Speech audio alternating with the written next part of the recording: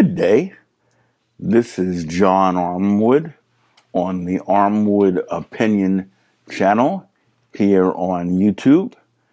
And I'm back today for an unusual third video in 1 week. And the reason that I'm back is because this has been a week that was. We have seen the unraveling in our face of the President of the United States. His mental state is obviously in disarray. It has become very, very clear, even to those who were skeptics for the first couple of years, that he is not qualified mentally to be President of the United States. He was never qualified intellectually, morally, or in any other way for it, but he has been acting erratically.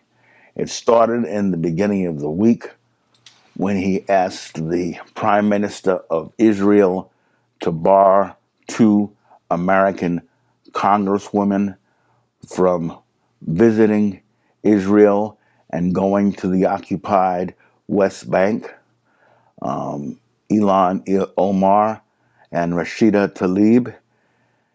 And they had initially been granted the right to visit. Trump made his request. Benjamin Netanyahu withdrew their invitation and barred them from coming. This drew a wide range of criticism from American Jewish organizations, from Jewish organizations inside Israel, from American Democratic congressmen. I mean, the United States Congress funds Israel $4 billion a year. How dare does the state of Israel not allow American congressmen to visit or congresswomen to visit? That is an incredible insult. And Prime Minister Netanyahu realized that to some extent, and he came back and said that Rashida Tlaib could go visit her mother if she signed a document saying that she would not express her support for boycott of Israel. Both Rashida Tlaib and Ilhan Omar have supported a boycott of the state of Israel, which I also support, because of their treatment of the Palestinians.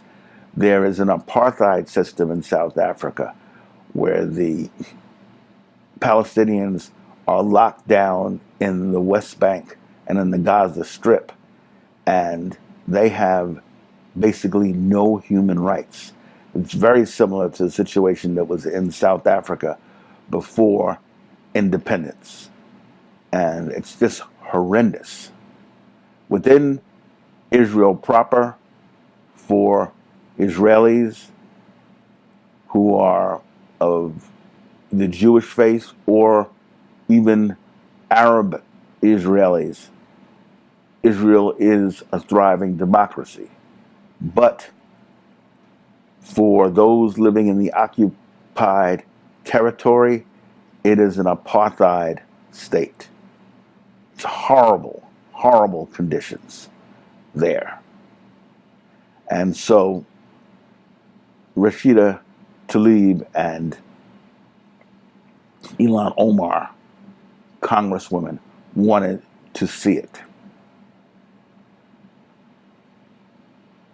Donald Trump pressuring Netanyahu started off this process. And then, as the week moved along, he said that Israelis who didn't support the government of Israel were being disloyal to Israel. I mean, who didn't vote Republican. Israelis who didn't vote Republican were being disloyal to Israel. And that blew the roof off the pot, to use a metaphor. That is an old anti-Semitic trope, claiming that Israelis are more loyal to Israel than to the United States. This is as racist, anti-Semitic as you can be. But this is not new in the United States. The same type of bigotry was used in from the 1920s up until the 1960s against Catholics. I remember when John Kennedy was running for president. I was a child, but I remember the news, watching the news with my parents, and people raising the question: would John Kennedy be more loyal to the Pope than to the United States? This is incredibly offensive. Incredibly offensive.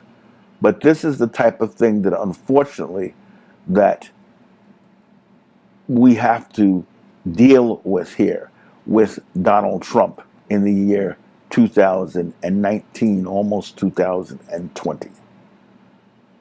So the Trump administration received an incredible amount of criticism over this. And as a result, Donald Trump made some stupid statements about him being the chosen one. At the beginning of this video, you see I have a mocking picture from the front page of the New York Daily News, his hometown newspaper, mocking him for this statement, that he is the chosen one. How offensive, how anti-Semitic can you be? This is disgraceful. That's all I can say, just incredibly disgraceful. Then, that wasn't the only thing going on this week. Donald Trump also approached the nation of Denmark saying he wanted to buy Greenland, the large territory north of the Arctic Circle, which, due to the effects of global warming, which nowadays we euphemistically call climate change, is exposing more of the land and is very rich in resources. Of course, the government of Greenland said no. And their prime minister is a woman, so when it comes to a woman, we know how Donald Trump is going to react. He's going to react very, very offensively, which he did. And she did not take it.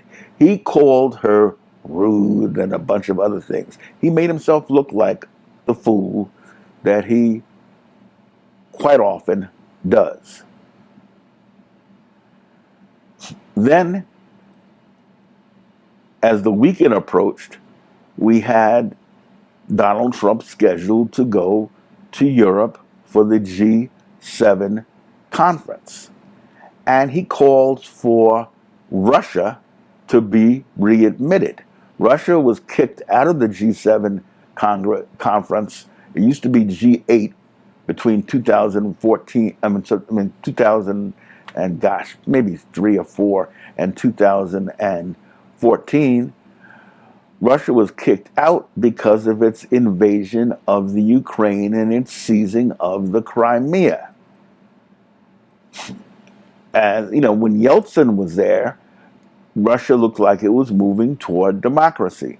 But unfortunately, when Putin came to power, it moved very quickly to becoming a dictatorship, a totalitarian state, which it is now.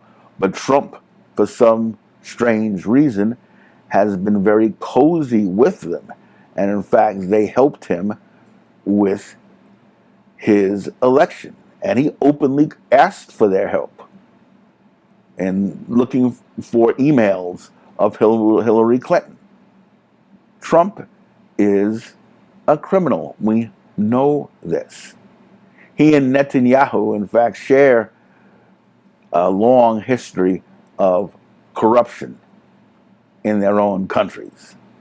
So, Trump going back to 73 when the Justice Department, Nixon's Justice Department, brought him up, he and his father up, for their racism in their housing rental policies, violating the Open Housing Act of 1965. And Netanyahu has been involved in various financial activities that were not illegal. So very, very similar. Yesterday, the head of the European Union criticized Trump in no uncertain terms for his position on wanting Russia at the G7 conference. And he gave the reasons that I just gave. Russia's seizure of the Crimea. Remember, Donald Trump had the Republican platform changed to remove the criticism of Russia for seizing the Crimea from the Ukraine. The head of the European Union, in fact, suggested that the Ukraine be invited as a guest, not as a member, but as a guest to the G7. So this was a direct slap in Donald Trump's face the day before he was going to Europe. The European nations despise Donald Trump. The United States is no longer seen as a leader in the Western alliance. This is very, very sad. This is the first time since World War II that the United States has not been seen as a leader, as the leader of the Western alliance, due to the incompetence of Trump. And we haven't talked about, which may be the biggest story of the week, which is the trade war with China, which escalated this week. Trump imposed new tariffs against China, publicly attacking them, and of course, China responded in kind. I mean, Trump's ignorance, especially of non-white cultures, is just beyond belief. One thing you do not do in Chinese culture is publicly embarrass someone the way Trump has done with this war on tariffs. When you do that, the Chinese are not going to back down. They're going to stand up to you. And remember, China holds America's debt. China sells more products to the United States than almost any nation in the world. We have a trade deficit with China, not because of what China has done, but by the fact that China makes products that Americans want to buy. Look at the products that you buy, and you'll see they're largely made in China. China is a transitioning economy. It's moving from a poor country to a very, very wealthy country. And it does have a lot of money there, but you have to remember that China has, 1.4 billion people? You have a huge movement in China of people from the countryside to the cities. So you still have a tremendous amount of poverty in China. The Chinese government is trying to manage that. Americans criticize the Chinese government for manipulating its currency, but it's keeping its currency low so it can enable the transition of poor Chinese from the very, very poor rural provinces into the big cities, which are growing at an incredible rate. Visit China. I've been there. You've got to see it. And I was there nearly 20 years ago. And I know it's a different country now, but you can see the transition going on when I was there. And this transition has been going on since the late 80s, and it will continue for the next 40 or 50 years. It takes a long time to absorb 1.4 billion people into the middle class. Remember, America has about 365 million people. So China has more than a billion more. So a lot of the criticism of China and its financial dealings is not fair. Is not fair at all. The criticism of their treatment of Hong Kong, now that's very fair. But the criticisms of their financial handling, I mean, China has a legitimate concern there. The bottom line is, though, Trump has been attacking them. He raised interest rates again, and of course, China is not going to lose face. It raised them in response. What does this do? It makes things more expensive for ordinary working Americans. The Federal Reserve has said that the economy in the United States is slowing down. This is a direct result of Trump's unnecessary and plainly stupid trade war. He's mad. He wants the Fed to drop interest rates dramatically. They're already low. That's the problem. They don't have much room to go. And he has been insulting the head of the Federal Reserve, who he appointed last year. This is his appointee. This is not an Obama appointee, but he's been criticizing him. He will criticize anyone to avoid blame for his stupid mistakes. This trade war was not an intelligent thing to do. It is hurting Americans right now. We're subsidizing farmers to keep them from being hurt so badly. But this is driving up the deficit, which already was driven up by Trump and Moscow Mitch McConnell's huge tax cut for the wealthy, which did nothing to stimulate the economy. So all of these things are showing that the Trump administration is rudderless. It's like a ship in the water with no rudder. There is no leader.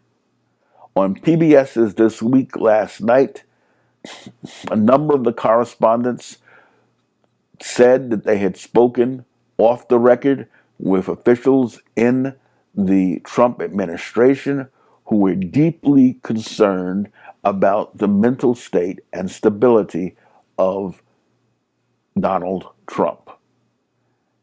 He has been going back and forth all week, changing his position on issues, particularly the tariff issues. He's scared because his only claim of achievement as president was the economy, which basically was maintaining the economy that was turned around by President Obama and is growing actually at a slightly slower rate than it was growing during the Obama administration. So without the economy, Trump has nothing really that he can say that he has accomplished, which puts his election chances in jeopardy. Unfortunately, he shouldn't be in office now. His administration should be under a lot more pressure if the Democrats had taken their responsibility seriously, their constitutional duty and impeached Trump. But Nancy Pelosi refused to do her job. She was playing politics with her donors and some of the representatives in borderline states instead of doing her duty. And now we have Trump wrecking our economy. If he had been under the pressure of an impeachment from the House of Representatives, even if he was not removed from the Senate, he would have been occupied and less likely to wage a trade war. That's just reality. The man can't think of very many things at one time. He's not the brightest guy out there. And he's shown that repeatedly. Just listen to him speak. But this is going to be a rocky year and a half up until the election. And it's a little bit less than a year and a half now, since it'll be a year. Election will be a year from November. It's going to be a rocky time. And we have to keep the pressure on, watch what's going on, and do what we can to keep our country stable. Because we're in trouble, folks. We are in trouble. I'm going to end this video. Remember, as I always say, resistance is futile. And on that note, I have a new toy that came today that says this. Self-determination is irrelevant. You must comply. That's the Borg from Star Trek. And their motto was, resistance is futile. But if you notice at the beginning of my video, I have Donald Trump dressed up as a Borg. This is a Borg spaceship. They call it the Borg Cube. Well, they say resistance is futile. We say resistance is not futile. Hit the like button if you like this video. If you dislike it, hit the dislike button twice. Subscribe to the channel if you'd like to hear some more progressive content. And I will see you next week here on the Armwood Opinion channel. Have a good day.